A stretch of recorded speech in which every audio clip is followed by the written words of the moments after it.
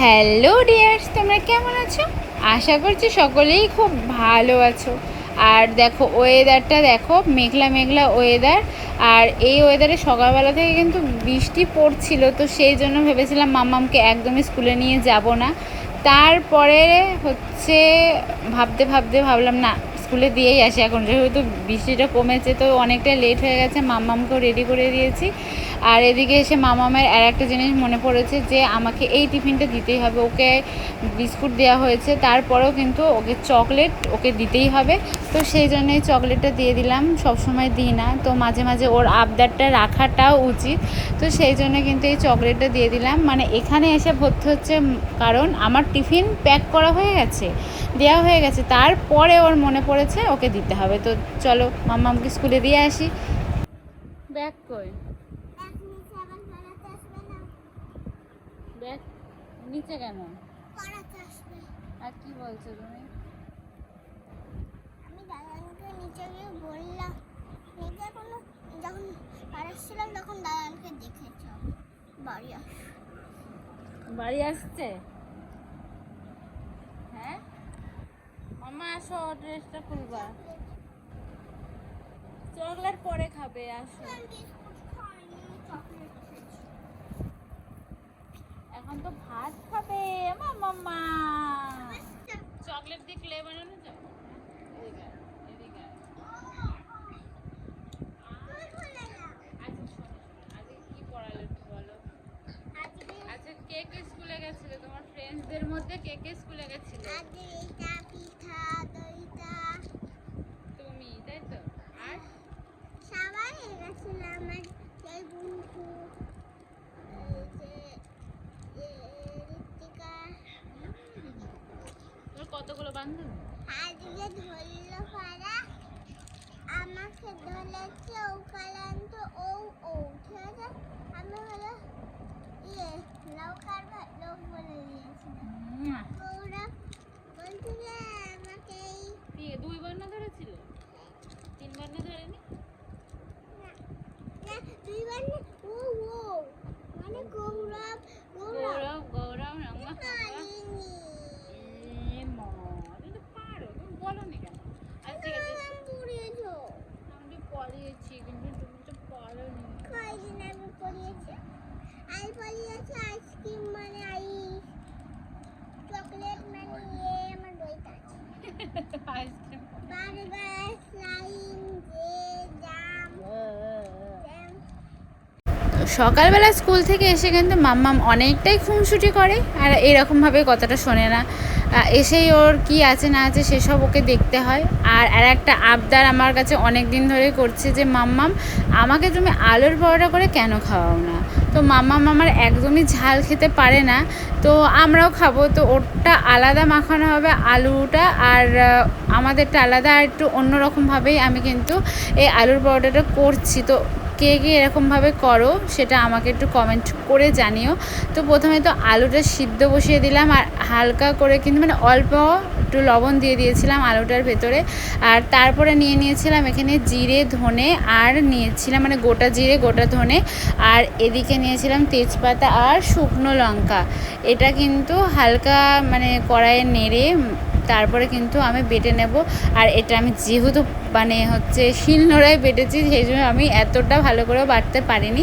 আর এদিকে কিন্তু আমার আলুটা সিদ্ধ হয়ে গেছে, আর এখানে কিন্তু আমি ওই ভাজা মশলাগুলো দিয়ে দিলাম। আর মাম্মামেরটা আলাদা আমি মাখিয়ে নিয়েছি। আর এর মধ্যে কী কী দিচ্ছি সেটা তোমাদের সাথে শেয়ার করছি। লবণ দিয়েছি, আর এর মধ্যে যেই মশলা দুটো করেছিলাম সেই দুটো কিন্তু দিয়ে দিয়েছি ভাজা মশলা। আর এদিকে কিন্তু একটু আদা দিলাম, একটু কাঁচা লঙ্কা দিলাম, মানে একটুখানি ঝাল ঝাল হলে ব্যাপারটা বেশ ভালো লাগে। তারপরে কিন্তু এখানে ধনেপাতা দিয়ে দিয়েছিলাম। এইবার হচ্ছে এর মধ্যে হালকা একটু তেলও দিয়েছিলাম, যাতে মানে ভালো লাগে খেতে। মানে আলুটা বেশ এই রকম করেই মাখাতে চেয়েছিলাম, তো সেইভাবে মাখাচ্ছি। আর একটু এর মধ্যে চাট মশলা দিয়েছিলাম যাতে আর একটু টেস্ট হয়। তো এইবার কিন্তু আলুটাকে আমাকে ভালো করে মাখিয়ে নিতে হবে, ভালো করে সুন্দর করে মাখিয়ে নিতে হবে। আর এই হচ্ছে আমার আলুর পুরটা হয়ে গেছে। দেখতেই পাচ্ছ মশলা টশলা দিয়ে মাখানো। আর এই হচ্ছে মাম্মামের শুধু ভাজা মশলা, লবণ আর এখানে ধনেপাতা দিয়েছিলাম, কারণ মাম্মাম আমার একটু ঝাল খেতে পারে না, যদি ঝাল করি তাহলে তো খাবেই না। আর এটা আমি কিন্তু আটা দিয়ে বানিয়েছিলাম, যেহেতু মানে ময়দা দিয়ে বানালে ময়দা খাওয়াটা অতটাও ভালো না, সেই জন্য ভাবলাম আটা দিয়ে আজকে বানিয়ে দেখি কেমন হয়। আটার জন্য কিন্তু পুরগুলো একটু বেরিয়ে যাচ্ছিলো। মাম্মাম কি করছে দেখো, তোমাদের দেখায়। মাম্মাম কি করছে এটা? না না, এখন ওটা লঙ্কা, এরকম মাম্মাম আমার কত কাজ আগিয়ে দিচ্ছে, তাই তো মাম্মা? হ্যাঁ বাবা, আমার কষ্ট হবে বলে মাম্মাম আমার কাজ আগিয়ে দিচ্ছে, মানে এই। তুমি পুর ভরে দাও, আমি রাখছি।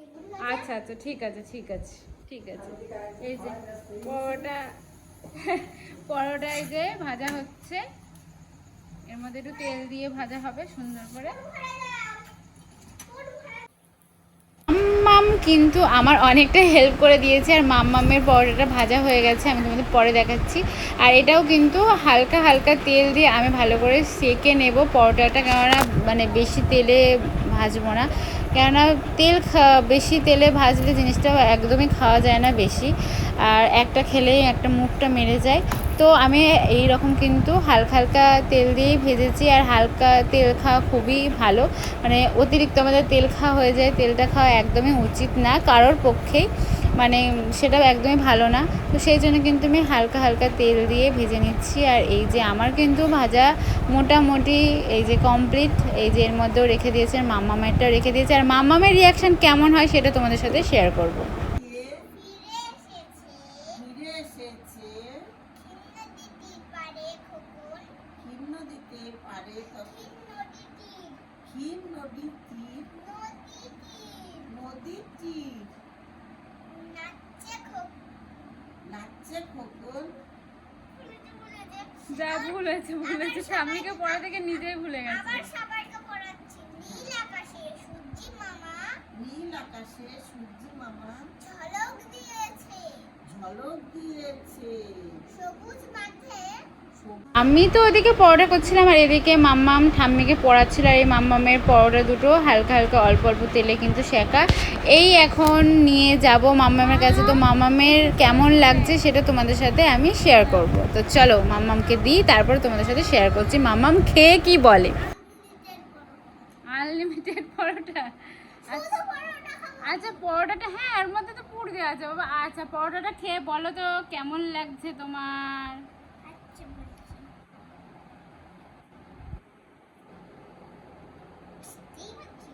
ভালো করেছিল, হ্যাঁ হ্যাঁ আস্তে আস্তে, হ্যাঁ হ্যাঁ হ্যাঁ।